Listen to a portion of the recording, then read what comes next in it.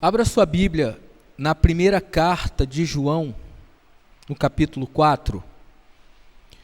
Primeira carta de João, capítulo 4, nós vamos ler os versículos 7 e 8. Está lá no finalzinho da Bíblia. Pertinho ali de Apocalipse. Aí você volta um pouquinho. Primeira carta de João, capítulo 4, versículos 7 e 8.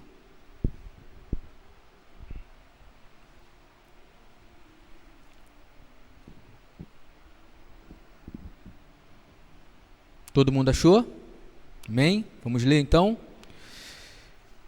Primeira carta de João, capítulo 4, verso 7. Amados, continuemos a amar uns aos outros, pois o amor vem de Deus. Quem ama é nascido de Deus e conhece a Deus. Quem não ama, não conhece a Deus. E aí, se você puder marcar aí na sua Bíblia, porque Deus é amor. Quem não ama, não conhece a Deus. Que Deus é amor. Quando você abre a Bíblia, você encontra muitos textos que falam do amor de Deus. Você encontra, por exemplo, eu separei alguns aqui, o salmista dizendo lá no Salmo 86, verso 15, mas tu, Senhor, és Deus compassivo e misericordioso, muito paciente, rico em amor e fidelidade. O salmista declara que ele faz uma constatação: dentre muitas características de Deus, compassivo, misericordioso, fiel, paciente, ele também descreve Deus como alguém que é amor. Ele é rico em amor, é abundante em amor. Ainda um outro salmo, Salmo 136, verso 26, diz: dêem graças ao Deus dos céus, o seu amor dura para sempre. Então é bom, como a gente iniciou aqui o culto, citando o salmista, é bom cantar ao Senhor. Uma das razões é essa: Ele é um Deus de amor, o seu amor é para sempre, o seu amor é contínuo, o seu amor tem constância. Não é uma coisa que, muito parecida às vezes com aquilo que eu e você entendemos por amor. Em alguns momentos, a gente se volta para o outro e meio que exige alguma coisa do outro para que esse então receba amor. Mas Deus não é assim. Ele é sempre o mesmo. Ele não muda. Seu amor é para sempre. E um outro texto, e talvez esse aqui com certeza o mais clássico deles, que fala do amor de Deus, as consequências desse Deus que é capaz de amar. O que ele é capaz de fazer? Até onde esse amor vai? Ele não exige nada de mim e de você para que a gente corresponda a isso. É o contrário. É Ele quem sinaliza que quer nos amar, que quer nos preencher do seu amor, que quer derramar amor sobre as nossas vidas. Como é que Ele faz isso? João 3,16, Deus amou tanto o mundo que deu o seu Filho como oferta, como sinal desse amor. E às vezes a gente confunde essa ideia de que acha que precisa fazer muita coisa para receber algo de Deus. Nós não temos capacidade alguma de fazer coisa nenhuma para receber algo de Deus. E é isso que a gente vai ver nesse texto. Por mais que a gente leia a respeito de amor, que a gente identifique sinais do amor de Deus sobre cada um de nós, a gente tem dificuldades de compreender isso de maneira clara. Por isso a minha pergunta nessa manhã é: embora a Bíblia fale tudo isso que a gente acabou de citar, mas aquilo que João afirma, Deus é amor, como é que a gente sabe que está de fato experimentando o amor de Deus? Será que é possível saber disso? Se é, como é que isso acontece? Porque a gente fala muitas coisas e às vezes sem que necessariamente exista ali uma relação direta. A gente fala de coisas que a gente às vezes nem acredita. Ou coisas que não são palpáveis, não está ao nosso alcance, mas a gente fala.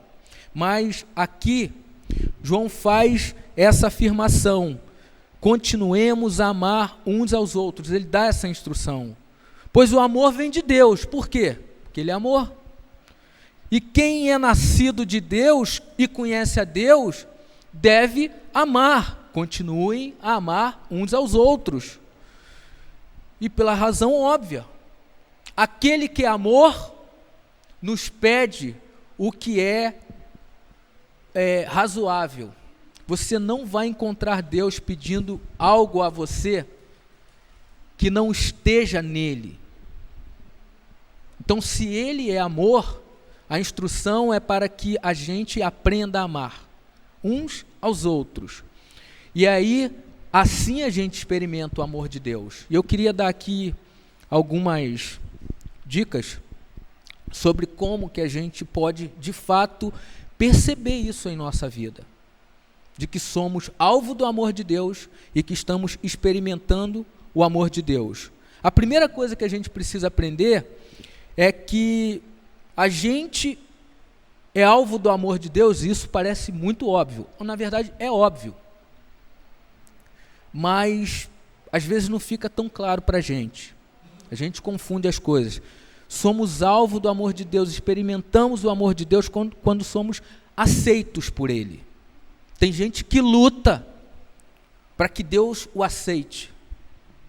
Tem gente que quer performar diante de Deus para que Deus então o receba, para que Ele diga: agora sim, eu sou digno de receber aquilo. Ou, agora Deus pode me abençoar porque eu fiz por onde. E você já percebeu que a gente costuma dizer isso muitas vezes para si e para outros? A gente tem essa mania de determinar que para Deus fazer alguma coisa por nós, a gente precisa fazer alguma coisa para ser aceito. E é o contrário que a Bíblia ensina. Só vai levantar a mão quem de fato experimentou isso. Eu fiz alguma coisa para merecer o amor de Deus. Deixa eu contar quantas mãos estão estendidas agora. Eu fiz por onde? Ele me recebeu porque em algum momento eu... Pontinho. Deixa eu ver as mãos. Deixa eu ver. Não dá para contar. E por que não dá para contar? Porque por mais que você faça, por mais que você... E eu não estou dizendo que você tem que corresponder de maneira saudável, naquela outra situação, mas o que eu estou dizendo é que por mais que você faça, essa não é a razão de você ser alvo do amor de Deus. Você é alvo do amor de Deus porque Ele é amor. Você é recebido e aceito por Ele porque Ele é amor. E Ele não pode se contradizer. Ele não vai pedir: faça isso por mim, faça isso porque eu exijo para que você receba. A gente acabou de ler João 3,16. É Ele que vem à nossa direção. Como é que Ele me recebe? Qual é o caminho para que isso aconteça? Qual é a dinâmica para que Deus estabeleceu para isso se tornar possível em nossas vidas? Ele nos deu algo primeiro, Jesus, o nosso Salvador. Ele nos abençoou com a pessoa do seu Filho. Não, mas eu preciso ofertar ao Senhor o meu dinheiro, a minha vida e tal. Essas coisas em alguma medida precisam ser feitas, mas não a fim de que sejam moedas de troca para que Deus te abençoe e derrame graça e amor sobre sua vida. É o contrário, a oferta é dele. Ele enviou Jesus, Ele nos recebe na pessoa de Jesus, Ele nos abençoa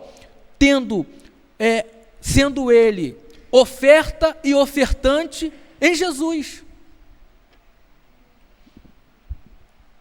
Quando a gente entende isso, e por mais que pareça estranho, tem muita gente com dificuldade para entender isso, a gente vive uma vida mais bela em nome de Jesus e para a glória de Jesus. porque a gente não precisa se descabelar, viver como gente neurótica, tentando provar para Deus alguma coisa para que Ele me receba. O que a gente precisa é compreender que pela graça somos aceitos em Jesus. É porque Ele é gracioso que Ele nos recebe, é porque Ele é amor que Ele nos recebe. E isso então deve servir de motivação para a gente colocar em prática aqui o mandamento. Continuem a amar uns aos outros, da maneira como vocês são amados. Ele não exigiu nada de vocês. Ele não cobra nada nada de vocês. Ninguém pode chegar diante de Deus e dizer: eu tenho crédito contigo, Senhor. Embora essas frases, infelizmente, sejam constantemente repetidas. Você recebe o amor de Deus, experimenta o amor de Deus, entendendo que Ele não te deve nada, mas ao mesmo tempo, como é gracioso, misericordioso, como a gente leu no Salmo, Ele te oferta isso, para o seu bem e para louvor dEle. Porque Ele é amor, diz o texto, porque Deus é amor. Então a gente experimenta isso quando a gente descobre, quando a gente acorda para o fato de que somos, antes de tudo, aceitos por Ele. Aí isso parece que é muito óbvio. Então onde é que mora a dificuldade? Quando é que muitas vezes a gente deixa de experimentar com o entendimento apropriado essa dinâmica do amor de Deus? Quando é que a gente experimenta de fato o amor de Deus? Quando somos aceitos por Ele e quando também aceitamos a nós mesmos. Aí essa é a ideia que eu trabalhei um pouquinho ali, entre ali o primeiro ponto, né? Que é o seguinte, não adianta você olhar para a sua vida e se enxergar como gente pronta, porque você não está pronto. Não adianta você olhar para um dia como esse, de sol bonito, num lugar bonito como esse, vem para cá, de gente bonita, né? Todos nós aqui reunidos, e sair daqui achando que você está pronto. Agora não pecarei mais. Agora, aí você começa a fazer aquele monte de promessa. Agora não direi mais aquilo, agora não farei mais aquilo outro, agora não caminharei mais assim, tal, tal, tal. Não, se aceite como você é. E o que você é? Pecador. Pecador. Se aceite, sim, com suas virtudes, mas também com suas mazelas, com seus problemas, com as suas dificuldades. E não tente ficar tentando provar para o outro, e muito menos para Deus, aquilo que você não pode ser. Tem gente que passa a vida inteira preocupada com isso. Ela quer dar satisfação aos outros. Ela sabe no fundo que ela não tem como dar uma satisfação decente, honesta para Deus, mas ela quer performar na frente de todo mundo. Qual é o resultado disso? Frustração. Agora, quando você olha para si e reconhece que nada tenho nas mãos, que não sou digno de estar diante do Senhor, que não sou digno de fazer parte do Senhor. E a gente precisa lembrar porque nós ofendemos a Deus. Nós colocamos, a nível de ilustração aqui, não foi essa cruz, mas Jesus em algo parecido com isso que está aqui. Eu e você matamos Jesus, os nossos pecados, as nossas ofensas. Você consegue se enxergar assim? Eu sei que isso é muito difícil num tempo em que nós somos ensinados a se colocar diante de Deus, e é um ensino equivocado, é claro, exigindo de Deus algo porque Ele tem que fazer aquilo, tem que realizar aquilo, porque somos dignos de receber, temos méritos para isso. Nós não temos mérito para nada. Ele nos recebeu e nos recebeu como nós somos, pecadores. O apóstolo Paulo vai dizer que foi assim que ele recebeu o próprio Paulo e recebe a todos nós. quando ainda éramos fracos espiritualmente. Para citar também o apóstolo Paulo, todos nós estávamos mortos em nossos delitos e pecados. E aí esse Deus, que João diz que é amor, ele nos abraça. Então, qual é a recomendação que eu queria deixar aqui nessa manhã sobre esse ponto para cada um de nós? Procure se aceitar como você é pecador, porque isso vai facilitar a vida dos outros também. Porque à medida que você se enxerga como alguém superior, você vai desejar fazer exigências para o outro. Tem que fazer como eu faço, tem que ser como eu sou. Na verdade, você está enganada com essa ideia e colocando outras pessoas, se isso é divulgado, compartilhado por você, colocando pessoas no mesmo erro, a praticar a mesma coisa.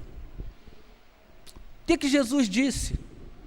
No Evangelho de Mateus, no capítulo 11, a partir do verso 28 ali, venham como vocês estão, venham com os problemas de vocês, venham com os pecados de vocês, venham com as consequências dos erros de vocês, venham. E qual é a continuação do texto? Eu vos aliviarei. Apenas venham como vocês são. Qual é o nosso problema? É que às vezes a gente quer exigir do outro que ele mude, meio que a gente acha que pode transformar a vida dos outros, a gente não consegue nem transformação para si. Agora, quando a gente se aceita e o Evangelho vai sendo incutido na nossa mente, vai frutificando no nosso coração, o que ocorre é que essas transformações vão acontecendo. E quem é que produz isso?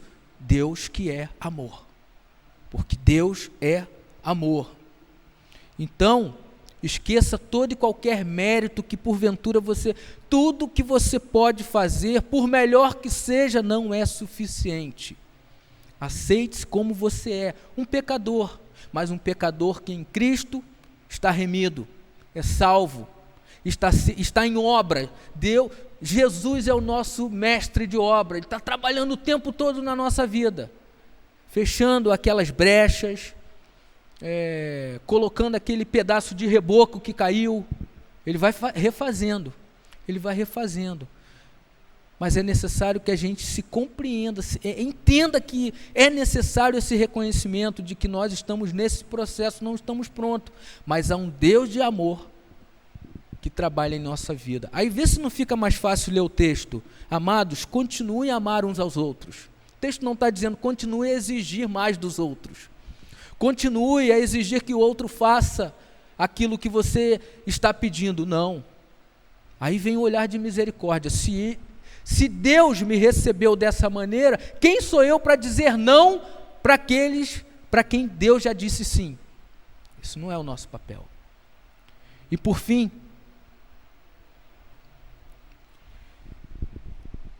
é uma escadinha aqui, uma sequência lógica. Deus me aceita, eu me compreendo como pecador, que fui aceito por Ele, e isso facilita o caminho daqueles que estamos acolhendo, daqueles que vamos receber.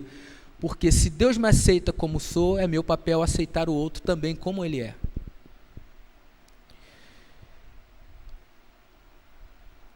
Isso faz parte de uma espécie de saúde mental. Por que tem tanta gente decepcionada com Deus? Como é que alguém se decepciona com Deus que é amor? Como é que alguém é capaz de se decepcionar com Deus que é gracioso, misericordioso, e como a gente leu, que seu amor dura para sempre? Como? É impossível.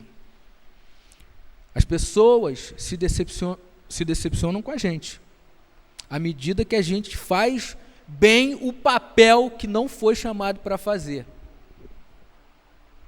Apresentar as cartilhas em nome de Deus, dizendo, olha, está aqui, se você caminhar aqui, se você não pisar fora da linha, E aí isso vai enchendo o coração da pessoa, vai enchendo o ego da pessoa, a ponto dela dizer, de fato eu faço a diferença. Eu sou o responsável pela minha salvação. Eu sou o responsável pelo meu passaporte para estar com Deus. Então você também deve fazer o mesmo. É por isso que a gente fica repetindo para as pessoas, equivocadamente. Eu até te aceito, mas você precisa mudar aqui. Enquanto a gente, no fundo, né, com aquela cara de cínico, sabe que nem a gente muda onde tem que mudar, mas fica pedindo ou exigindo que os outros façam. O nosso papel é receber o outro, acolher o outro, caminhar do lado do outro, ser suporte para o outro, do mesmo jeito que Jesus nos recebe. Do mesmo jeito. Lembra de Jesus diante daquela mulher? Quando ela estava para ser apedrejada, que aliás isso é o que a religião faz de melhor, matar pessoas, trincar os dentes, cerrar os punhos, pegar pedras para atacar, e aí Jesus simplesmente diz para aquela mulher, ele não está assinando embaixo o erro da mulher, mas ele está dizendo, não faça mais isso. Isso coloca você em risco. Isso tira a sua dignidade.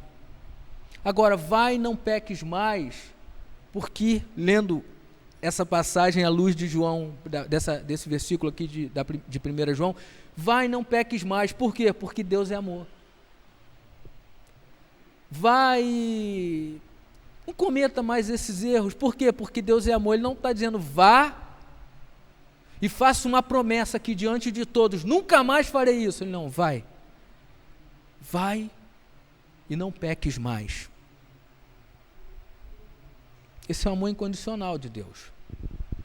Esse é o amor que nós recebemos. E à medida que a gente vai compreendendo isso de maneira mais clara, mais palpável esse amor se torna em nossa vida. E mais palpável esse amor pode se tornar na vida dos outros a partir daquilo que eu e você somos chamados para fazer, pregar o Evangelho. Pregar o Evangelho é uma coisa, pregar a religião é outra. Dentro da Bíblia nós temos o Evangelho, mas é possível ler a Bíblia sem saber nada do Evangelho, porque o Evangelho é fundamentado no amor de Deus, no amor de Deus. Não em leis de homens, não nas performances de homens, não nas cartilhas humanas, mas no amor de Deus. Quando a gente entende isso, ainda que minimamente, a gente então passa a constatar e a experimentar o amor de Deus de uma maneira mais plena, a nossa vida se torna mais bela, o nosso discurso e a nossa prática se torna mais convincente diante do outro, porque aceitar o outro como ele é, não significa dizer, olha, eu estou contigo no teu erro. Ele está dizendo o seguinte, apesar do teu erro, eu quero caminhar contigo. E você está dizendo para ele o seguinte, na mesma medida, aquilo que você está oferecendo é aquilo que você vai receber. Agora, seja ríspido, seja duro, seja cruel, é isso também que você vai receber do outro. Mas à medida que você olha para o outro e chora a dor do outro, e chora o pecado do outro, você vai gerar ali uma relação de confiança, não de autoconfiança no sentido de que eu posso, mas o cara vai se sentir mais seguro dizendo, ele é como eu, ela é como eu, ela tem suas questões, eu também tenho as minhas, mas ninguém se levantando com o dedo em riste dizendo, mas mude, não, todos dizendo, com essa graça que você oferece, você está dizendo para os outros, e os outros dizendo para você, apesar de tudo isso, Deus está nos tratando, Deus está recebendo as nossas vidas, Deus está nos empurrando aqui no melhor sentido, para dentro do reino de Deus. Por quê? Porque Ele é amor. Então, A nossa responsabilidade, ela pode ser resumida e ela perpassa, tem como fundamento esse amor. O Deus que ama nos diz, segundo a sua palavra, continuem a amar uns aos outros, pois o amor vem de Deus. Quem é nascido de Deus, ou seja, quem é nascido de novo, quem é enxertado na família de Deus, no corpo de Cristo, quem se identifica com Jesus, porque ele se identificou antes de tudo comigo e com você primeiro, deve amar o outro. E quem não ama não conhece a Deus. Pode até falar a respeito de amor, mas como sentimento apenas.